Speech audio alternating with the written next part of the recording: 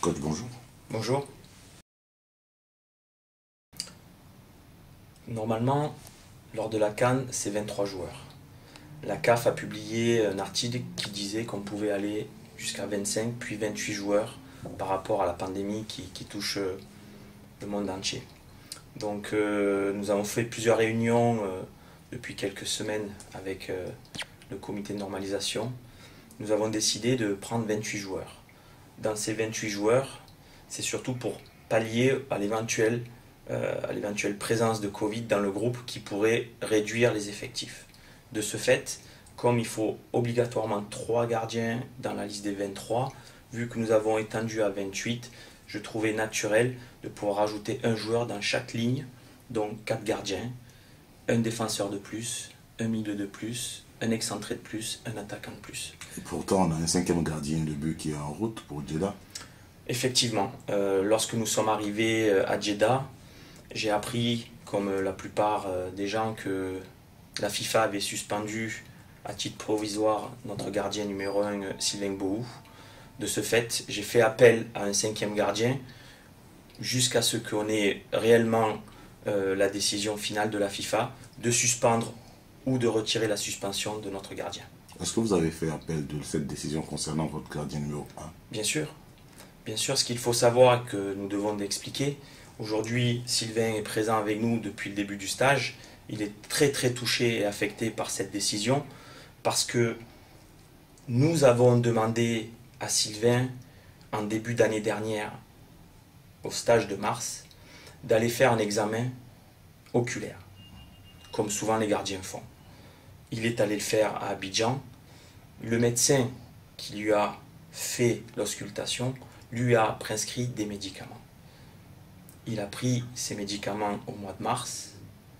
Depuis le mois de mars, il a arrêté ses médicaments. Lors du match contre le Cameroun, il y a eu un test antidopage après le match. 2 joueurs avaient été désignés. Sylvain est allé donc faire ce test et le résultat est sorti lundi. Pour nous, j'ai été informé lundi 27 qu'il avait des traces, non pas du produit dopant, parce que lui n'était pas au courant, c'est une tablette par rapport à ses yeux. Donc il a pris ce traitement jusqu'au mois de mars, ensuite il a arrêté puisqu'il n'en avait pas besoin. Ils ont retrouvé dans ses urines des traces de molécules. Donc nous avons fourni l'ordonnance.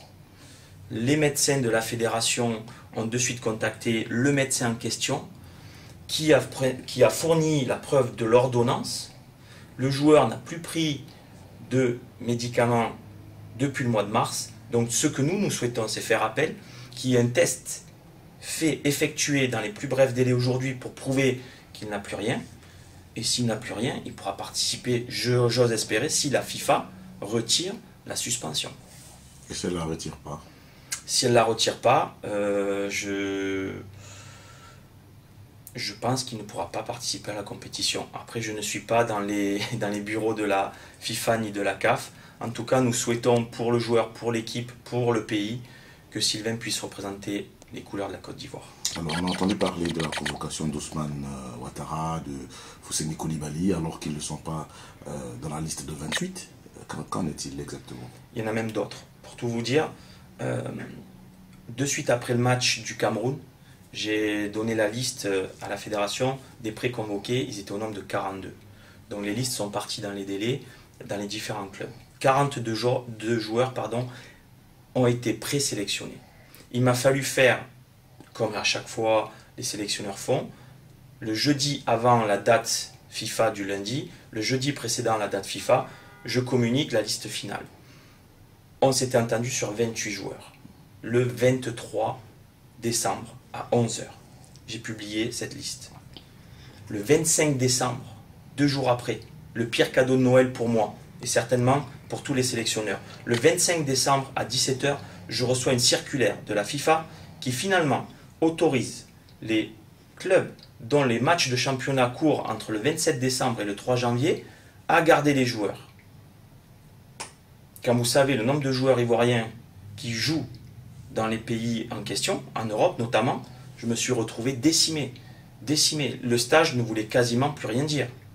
Nous avions tout organisé. J'étais venu ici en Arabie Saoudite avec toute une délégation pour visiter les lieux. Voilà, c'était un lieu parfait pour travailler. Aujourd'hui, si j'ai fait appel à d'autres joueurs, c'est que j'ai des joueurs qui sont en club, qui jouent des matchs de très haut niveau, de Boxing Day, tous les 2 jours, 3 jours, qui peuvent se blesser. Comment je fais pour préparer mon stage de la CAN? Donc j'ai fait appel à un gardien de plus par rapport au cas de Sylvain. J'ai fait appel à un défenseur central parce qu'au jour d'aujourd'hui, Eric Bailly et Willy Bolly sont restés en club, en sachant que Willy Bolly avait été touché à un mollet, il est en phase de retour. Maxwell Cornet aussi avait été blessé, a eu le Covid, il est en phase de retour, il devrait jouer contre Leeds. J'ai également des joueurs excentrés, des Nicolas Pepe, des Zaha. Voilà, j'ai tout un tas de joueurs, des Jean-Michel Seri au milieu de terrain, qui sont restés en club. S'ils se blessent, donc j'ai fait de suite appel à des joueurs. Ousmane, je l'ai appelé, il était préconvoqué. Je lui ai fait part de la situation. J'ai dit voilà, tu viens. Tu n'es pas dans la liste des 28, mais tu étais dans les préconvoqués. Est-ce que tu veux venir travailler avec tes frères? Si j'ai une défection, une blessure de ces joueurs au dernier moment, tu auras déjà travaillé avec nous. Il m'a dit coach, je viens. Fousseni Koulibaly était prêt, idem.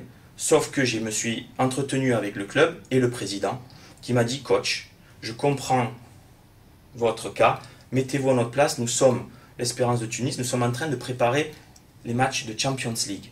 Notre joueur Fousseni, capitaine de l'équipe, est très important. J'ai trouvé un compromis, puisque vous êtes actif, vous vous entraînez, vous n'êtes pas en pause de fin d'année, vous vous entraînez, vous gardez le joueur. Si j'ai une défection, un blessé de dernière minute, Fousseni est dans le premier avion avec un test PCR négatif. Il m'a dit on se tient à jour, coach, du test PCR et de votre sélection du joueur. Si c'est le cas, il vient dans la seconde qui suit. Chris Eboué maintenant, dans le même cas au milieu de terrain, puisque j'ai des joueurs qui ont des tests PCR positifs. On a été aussi décimé non seulement par la décision de la circulaire, pour laquelle je ne décolère pas, mais aussi par la pandémie, où ça c'est toutes les fédérations. Aujourd'hui, je peux vous le dire, nous avons 8 cas, peut-être même 9, on attend un résultat. Aujourd'hui, 9 cas de Covid dans l'équipe. Certains sont restés dans leur club, d'autres sont avec nous dans les chambres, positifs au test Covid-19.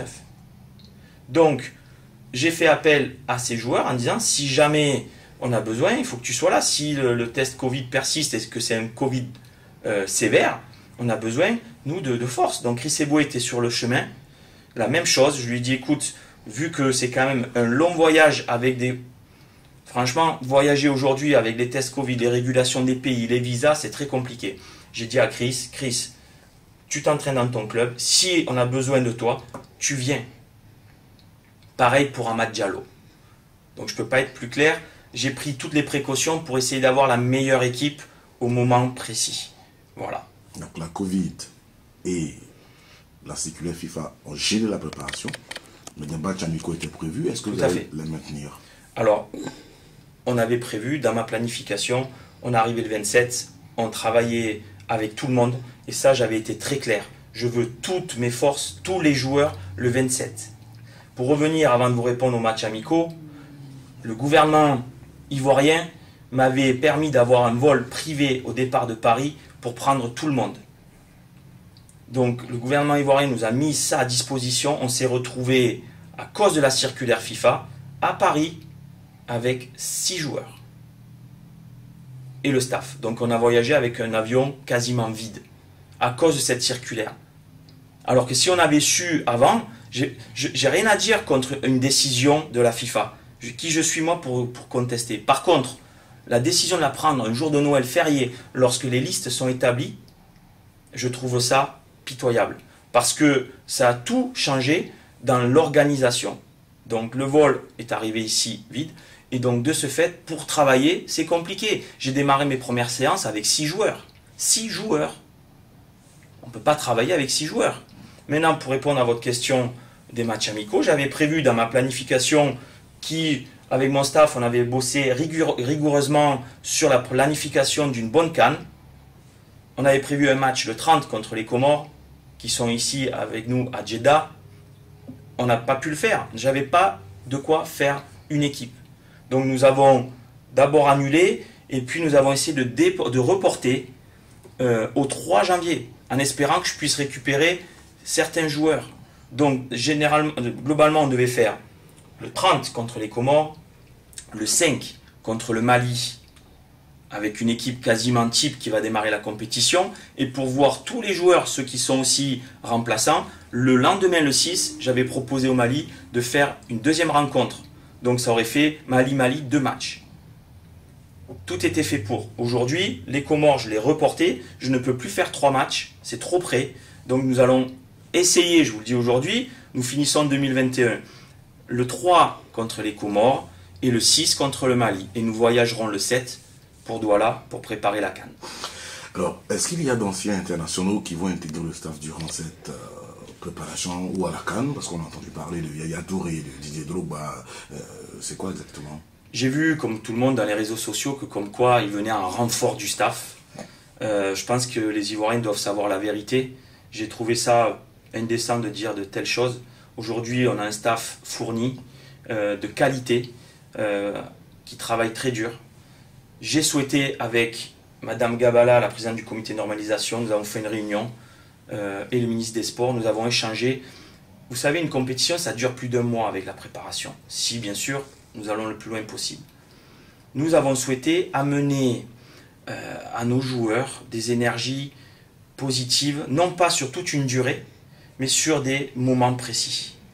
Donc nous avons contacté des joueurs avec qui j'ai d'excellentes relations. Nous avons même échangé avec les joueurs de l'équipe sur des joueurs, anciens joueurs qui pourraient venir, avec qui ils ont d'excellents rapports. Nous avons échangé, nous avons pris la décision de faire venir sur des périodes de 1, 2, 3 jours maximum des anciens grands champions de l'équipe des éléphants.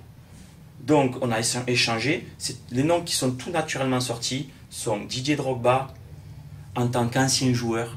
N'allez pas encore chercher d'autres raisons. C'est un ancien joueur qui vient voir ses frères comme il a pu le faire il y a quelques mois à Abidjan.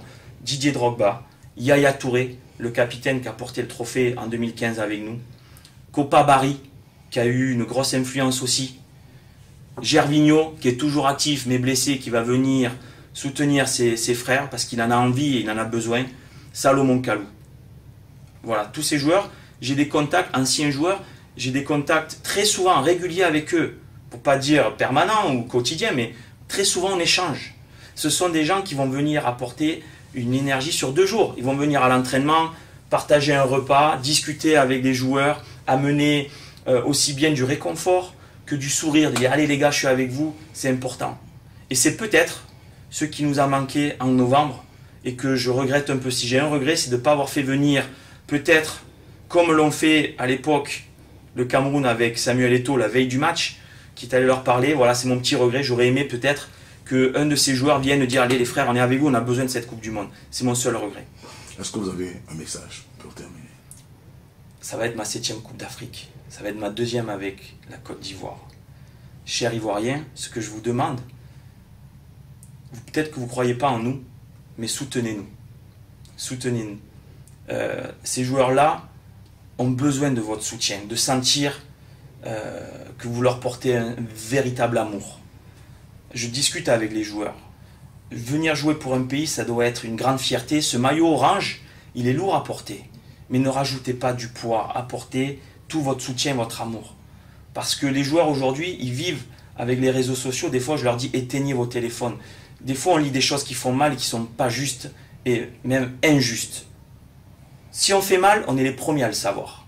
Mais quand on dit tous ensemble, unis derrière les éléphants, on doit le sentir.